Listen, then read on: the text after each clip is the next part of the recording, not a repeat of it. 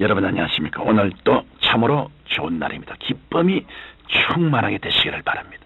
저는 오늘 이 은혜도 풍성하게 할지니란 제목으로 여러분과 함께 은혜를 나누고자 합니다.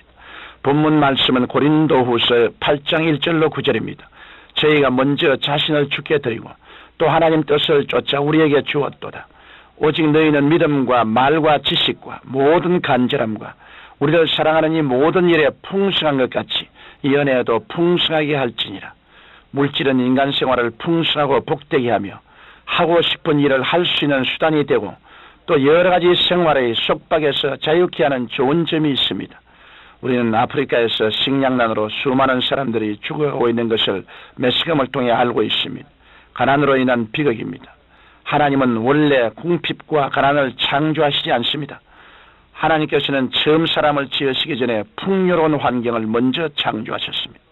하나님은 아담을 짓기 전에 상함도 없고 해함도 없으며 보기에도 아름답고 먹기에도 좋은 실과들이 많이 나는 낙원 에덴을 예비해 주신 것입니다. 그럼에도 불구하고 이 세상에 가난과 저주가 끊이지 않은 것은 아담과 하와의 반역으로 말미암아 이 세상이 하나님께 심판을 받았기 때문입니다.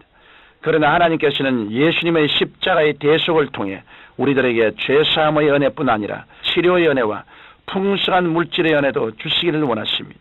그러므로 우리는 하나님의 은혜를 받아서 사람다운 삶을 살고 그 은혜를 세계 만방에 나누어 주는 사람들이 되어야 할 것입니다. 그러면 우리가 이러한 은혜를 받기 위해서는 어떻게 해야 할까요? 첫째로 우리는 받을 수 있는 그릇을 준비해야 합니다. 3년 가뭄 끝에 비가 와도 물 담을 그릇을 준비해 놓지 않으면 한 방울의 물도 얻을 수가 없습니다. 이와 같이 우리가 하나님의 은혜를 받으려면 그릇을 가지고 나가야 합니다. 이 그릇은 하나님께 드림으로 준비될 수 있습니다. 우리가 하나님께 물질의 복을 받는 데는 두 가지 방법이 있는데, 하나는 하나님께 구하여 받는 방법이요, 다른 하나는 하나님께 드림으로 받는 방법입니다. 그러나 구하는 방법은 쉽게 탐욕에 치이치게 되어 자기 욕망을 따라 구하기 쉽습니다. 성경 속의 탕자가 그 대표적인 예입니다. 탕자는 내게 돌아올 분깃을 내게 주소서 하면서 아버지에게 자기 탐욕대로 구했습니다. 이렇게 해서 물질을 얻은 사람은 언제나 그 물질이 올무가 되어서 결국 자기 파멸을 가져오고 마는 것입니다. 그러므로 야고보서 4장 2절로 3절은 너희가 얻지 못하면 구하지 아니하며 구하여도 받지 못하면 정력으로 서리고 잘못 구함이라고 말씀하고 있는 것입니다.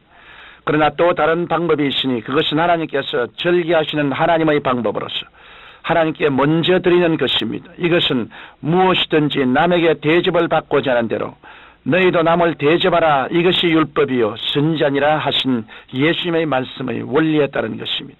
우리는 다음과 같은 옛날 이야기를 통해서도 심고 거두는 법칙이 그대로 이루어진다는 것을 알 수 있습니다. 어느 가난한 집에 홀어머니가 삭바난시를 하면서 아이들을 키우고 살고 있었습니다. 하루는 눈 오는 추운 겨울날 화롯가에 옹기종이 모여 앉았는데 아이들이 떡을 먹고 싶다고 징을대고 있었습니다. 엄마, 옆집에서는 떡방아를 찢고 있어요. 우리도 먹고 싶어요. 이 아이들의 말에 어머니는 눈시울을 붉히면서 바느질을 멈췄습니다. 그리고는 조금 남은 보리쌀로 보리 누룽지를 만들었습니다. 그 누룽지를 바구니에 곱게 담아 아이 편에 떡방아를 찢는 옆집에 보내면서 우리 어머니가 날도 춥고 출출해서 보리 누룽지를 만드시는데 맛이 있으니 잡수어 보시래요라고 전화라고 일러보냈습니다. 그 보리 누룽지를 받은 옆집에서는 자기 집의 계획에도 그런 누룽지는 주지 않는 것이지만 그 따뜻한 정성을 외면할 수 없어서 방금 쪄낸 시루떡을 그 바구니에 가득 담아 보냈다고 합니다. 이와 같이 우리도 하나님께로부터 대접을 받으려면 그릇을 준비해야 합니다. 비록 우리가 가진 것이 보리 누룽지같이 보잘것 없더라도 그것은 큼직한 그릇에 담아서 하나님 여기 있습니다. 보잘것 없는 것이지만 하나님의 은혜가 감사해서 드립니다. 이것을 통해 하나님 나라를 영화롭게 하옵소서라고 정성껏 드리면 하나님께서 우리의 믿음을 보시고 그 그릇에 좋은 것으로 넘치도록 채워주십니다. 이러므로 우리가 하나님께 먼저 드림으로써 복받을 그릇을 준비해야 하는 것입니다. 둘째로 이와 같이 우리가 하나님께 먼저 드리는 것은 복 주시는 하나님에 대한 믿음을 증명하는 것입니다. 성경 히브리서 11장 6절은 믿음이 없이는 기쁘시게 못하나니 하나님께 나아가는 자는 반드시 그가 계신 것과 또한 그가 자기를 찾는 자들에게 상 주시는 이심을 믿어야 할지니라고 말씀하고 있습니다. 하나님 우리에게 영원히 잘됨같이 범사에 잘되고 강건한 상을 주시기를 원하십니다. 이 사실을 아는 이상 우리는 항상 믿음으로 드리는 생활을 실천해야 할 것입니다. 야고보서 2장 17절로 18절은 행함이 없는 믿음은 그 자체가 죽은 것이라. 혹이 가로되 너는 믿음이 있고 나는 행함이 있으니 행함이 없는 내 믿음을 내게 보이라. 나는 행함으로 내 믿음을 내게 보이라고 말씀하고 있습니다. 우리가 어떤 방법으로 우리의 믿음을 보일 수 있습니까?